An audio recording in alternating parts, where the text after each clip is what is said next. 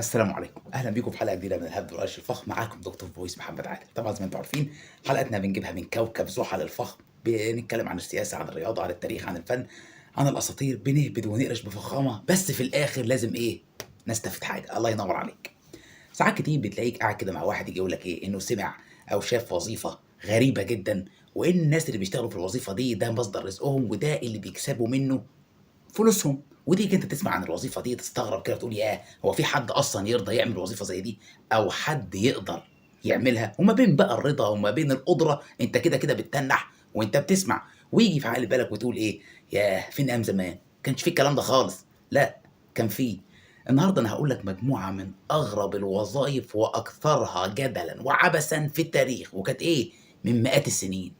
يلا بينا. الوظيفة الأولى معانا النهارده هي وظيفة حامل كرسي مرحاض الملك. ركز معايا الله يكرمك. الوظيفة دي في جوهرها هو واحد بيساعد الملك ان هو يخش الحمام. هتيجي تقول لي يعني مثلا الملك كبر في السن وبقى راجل عجوز، فالراجل ده قاعد معاه بياخد بايده ويوديه الحمام. والله يا سيدي يشكر. لا، الوظيفة دي يا سيدي عبارة عن ان الراجل حامل الكرسي ده شايل كده صندوق بيتفتح يبقى عامل زي الكرسي بالظبط، له زي قاعدة وفي النص في فتحة يخرج مع الملك في اي حته بيروح فيها. كل ما الملك يتزنق ويعوز ان هو يخش الحمام ينده عليه: يا ولد هات الكرسي. الراجل يجي له، الملك يقعد يستريح، يعمل حمامه، ياخد الكرسي الراجل يقفله وياخده معاه يفضيه، وهكذا. انت متخيل الوضع ازاي؟ الوظيفه عامله ازاي؟ انت ماشي بحمام متنقل ورا الملك او ورا الامير من دول، كل ما على طول. يعني مثلا لو يوم الملك ده رايح والعياذ بالله بيتنزه وضرب وفطر الصبح على النبيض بالبيض ووراه واحد نسكافيه بحليب، انت كده كده رحت في داهيه. والغريب بقى هنا يا صديقي ان الناس كانت بتحسد الراجل اللي شغال الشغلانه دي. اه والله العظيم كانت بتحسده. ليه؟ لان هو كان قريب جدا من الملك وعارف اسراره، لان هو موجود في اكثر لحظات الملك خصوصيه، هو في الحمام في بيت الراحه زي ما بيقولوا. فده كان بيقعد مع الملك ويتكلم معاه، وبيقول الملك كان بيديهم سلطات كبيره جدا ولهم مكانه عظيمه عند الملك. تخيل الناس دي لها مكانه عظيمه من ان هو بيشيل الكيكي بتاع الملك. قال امال الكرسي ده شطار كان عامل فينا ايه؟ الوظيفه الثانيه معانا النهارده هو مهرج الجنازه. الوظيفة دي بيقال في أحد المصادر إن هي ظهرت أيام روما القديمة، وبيتقال في مصادر تانية إنها ظهرت من القرن ال14. دي يا سيدي بقى عبارة عن إيه؟ ده واحد بيروح جاي، أهل المتوفي من دول بيجي بيلبسوه أسود ووقفوه في وسط الجنازة، ولكن بيرسموا على وشه رسومات بالظبط كأنه مهرج موجود في سيرك. ده بقى إيه شغلته؟ ده بيمشي وسط المعزيين بيسليهم ويضحكهم في قلب المعزة، عشان ده من منطلق الحي أبقى من الميت، يخرجهم من حالة الحزن اللي هم فيه ويخليهم يفرفشوا ويفرحوا شوية. وبيقول لك إنه في بعض الأوقات كانوا بيحطوا له ماسك أو وش شبه المتوفي نفسه، ويقعد يتكلم ويقول نكت على المتوفي قدام أهله وقدام الناس اللي جايين يعزوا عشان يخرجهم من حالة الحزن اللي هو فيها. حاجة كده من عينة إيه؟ الله يرحمه كان سالف مني جنيه هاته. الوظيفة رقم 3 معانا النهارده، ودي أنا شايفها كانت حاجة سابقة عصرها شوية، حاجة اسمها مستنشق الأنفاس. من مبدأ الكواليتي كنترول والجودة، وهي دي إدارة موجودة في جميع الشركات الكبيرة اللي بتحدد جودة المنتج قبل ما ينزل لك السوق زمان.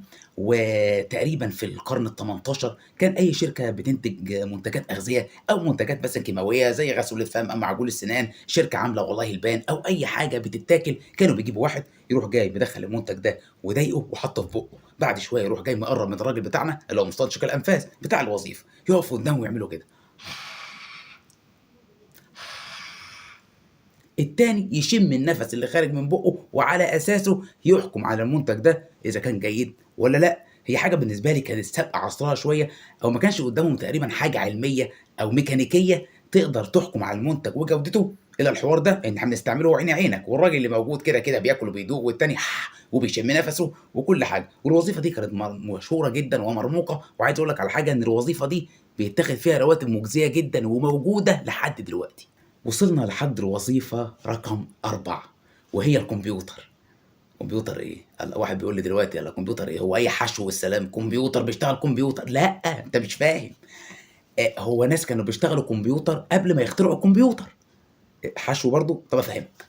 في نهاية فترة الأربعينات وتحديدا سنة 1949 في وكالة ناسا الشهيرة كانوا بيحتاجوا إن هم يجمعوا البيانات ويحللوها ويحسبوها ويجمعوها في ورق بمنتهى الدقة ومعها حسابات معقدة، والمجموعة البيانات والحسابات دي لازم كانت تتحسب بدقة وسرعة وصحة. يعني بالضبط زي ما بيعملها الكمبيوتر، فأنشأوا قسم في وكالة ناسا وسموه قسم الكمبيوتر على اسم الوظيفة دي، والغريبة بقى وده نفسه مستغرب لي يعني من غير ما حد يزعل، إن المكتب أو القسم ده كان كله ستات وأدوا عملهم على أكمل وجه، جايين بيلموا البيانات ويجمعوا المصادر ويحللوها ويجمعوها في داتا وورق ويحسبوا كل العمليات الحسابية المعقدة دي في وقت قياسي، وخد بالك اللي أنا مستغرب منه إن هو كلهم ستات مع احترامي طبعًا لكل الستات، فمن هذا المنطلق ومن هذه الوظيفة ظهرت كلمة الكمبيوتر من أيام وكالة ناسا في آخر الأربعينات، لأن الناس كلهم كانوا بيشتغلوا بدماغهم بس، ما كانش في لا آلة ولا حتى كان في كمبيوتر ساعتها. أحلى تعظيم سلام للستات يا جدعان. الوظيفة رقم 5 معانا النهارده، ودي وظيفة صعبة شوية. دي وظيفة اسمها الصبي الجلاد.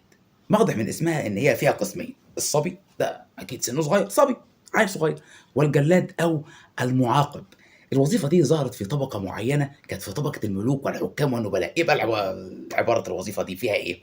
بيقول لك يا سيدي إن كل أسرة من دول كان بيبقى عندها أولاد، فيجيب الطفل من دول اللي هو ابنه ويجيب له طفل تاني من نفس عمره ينشأ معاه ويتربى معاه، والله حلو فيها ثواب. ها وبعدين بص بقى يا سيدي، الطفل ده اللي بيتربى مع ابن الأسرة دي يفضل ماشي معاه يوم بيوم، ياخد باله من تصرفاته وكل أفعاله، وإن عمل أي حاجة وحشة في سلوكه يعاقبه، يعني مثلا والله فشل في دراسته، عمل تصرف قليل الأدب شوية. المهم يا سيدي إن الصبي ده مسؤول إن هو يوجه له الإهانة والعقاب اللي كانت أحيانا بتوصل للجلد. طب واحد يجي يقول لي طب يا عم أبوه وأمه فين؟ ما يضربوه العلقة والتهينة زي ما الشباشب بتطلع عندنا، أو الشماعة حتى والدنيا حلوة. لا، الأسرة دي كانت بتشوف إن تعرض ابنهم لأذى جسدي أو عنيف منهم هم مباشرة ممكن يتعبه ويأثر عليه، فعشان كده بدل ما هم ما يضربوه بالشباشب بقى يجيبوا له عيل صبي يتربى معاه، وبدل ما هم يضربوه هو اللي يجلده. وصلنا يا ولاد لآخر وظيفة معانا في حلقة النهاردة، ولازم دي تبقى ختامه مسك وصورة الغلاف زي ما بيقولوا. الوظيفة دي اسمها المتذوق. أيوه صح، في ناس دلوقتي سرحت بدماغها تقول أكيد قصده على الوظيفة الجديدة اللي بنسمع عنها، الراجل ده اللي بيجوه في الشركات اللي بيقعد يدوق الأكل ويقول لك ده حلو ده وحش. يا عم دي وظيفة مية مية، اسمع بس اهدى بالله. الوظيفة دي ظهرت في العصر الأوروبي الحديث في أيام الملوك والأمراء. مين بقى يا باشا المتذوق ده؟ دايما الملوك كان بيبقى له حاشية، أو لكل حاجة مختصة بأمر الملك بيبقى فيه لها وظيفة. يعني مثلا بتلاقي ناس واقفة بتهوي عليه، تمام تمام، في واحد تاني مسؤول عن المطبخ الملك اللي هو بيأكله، في واحد تاني مسؤول عن حمل الشراب اللي هو ساقي الملك. ده بقى المتذوق، ده واحد قاعد جنب الملك في أي وجبة ووراه في كل العزايم اللي بيروح يعمل إيه؟ أي شراب أو أي أكل يجي للملك صح بيدوقه، بس ليه؟ عشان لو كان مسموم يموت هو والملك لأ. حلوة الوظيفة دي؟ لسه هتشتغل؟ رد. بعد ما خلصنا كمية هذه الوظائف الغريبة واللي منها زي ما قلت لكم كان بقاله مئات السنين، هتلاحظ حاجة، هتلاحظ إن الوظائف فعلًا كانت غريبة جدًا في طريقتها وفي طريقة العمل اللي بيتم بيها، ولكن الشيء الغريب هنا مش العمل نفسه، الشيء الغريب ساعات بيظهر عند بعض الناس حتى لو سمع عن وظيفة من دول وعدّى حتة إن الوظيفة غريبة ودخلت دماغه وعدّاها، بيستغرب لمّا تقول له إن في واحد أصلًا بيقوم بيها. يعني هنا درجة الغرابة الشديدة ما بتجيلكش من طبيعة الوظيفة بس، لأ، من إن أصلًا في حد ممكن يعملها. يعني في واحد شايل لا مؤاخذة الكرسي الحمام بتاع الملك وماشي وراه، وواحد تاني بيتذوق الطعام قبل الملك ما يدوقه، يعني الراجل ده ممكن يموت في أي لحظة. ووظيفة الصبي الجلاد اللي القصة معيناه عشان تعاقب ابنها العقاب حتى يوصل للجلد. وهتجد إن الوظايف دي كان ممكن يبقى ليها أرضية أو ممكن يتعمل لأنها مناسبة للواقع أو مناسبة للظروف اللي كانت موجودة ساعتها. يعني مثلا في وظائف منها أيام الحكام والملوك ودول لهم دماغ وطريقة تانية. طب هتيجي تقول لي هو الحاجات دي موجودة دلوقتي؟ والله ما أعتقدش، ولو موجودة استحالة أصلا نعرفها ونسمع عنها، لأن تعتبر في حد ذاتها في بعض الوظائف منها جريمة. ده غير بعض الوظائف المقززة اللي كانت موجودة في الأول زي أول وظيفة، دي حاجة طبعا في منتهى العبث. ولكن هتلاحظ من بعض الوظائف التانية زي مثلا مستنشق الانفاس او اللي هو الراجل بتاع الكواليتي كنترول، دي موجوده لحد دلوقتي ما فيش منها اي مشكله. وظيفه الكمبيوتر كانت حل ازمه عدم وجود الكمبيوتر، وانهم استعانوا بعقليات بشريه قويه جدا خلصت لهم كل البيانات. يعني فعلا في كانت وظائف غريبه جدا بس الناس قدروا يتغلبوا على مصاعبها ويعملوها. وفي نفس الوقت كان في وظائف تقريبا عبثيه زي مثلا الراجل اللي انا بجيبه في قلب المعزه ولبسه اسود ويقعد يضحكني على الراجل الميت، ولا يمشي ها ها ها ها في قلب القعده ويقول نكت. لا، ده قمه العبث. فعايز اقول لك يا صديقي ان العمل ما فيش منه مشكله، العمل عباده والعمل شرف، ولكن دايما ركز لما تيجي تقوم باي وظيفه في حاجتين: اول حاجه انها ما تخالفش ضميرك، مفيش حاجه فيها تغضب ربنا، والحاجه التانيه انها ما تجيش على كرامتك ولا تدوس عليها. يعني بنسبه لا تتخطى ال 60 او 70%، لان كلنا متداس علينا اليومين دول.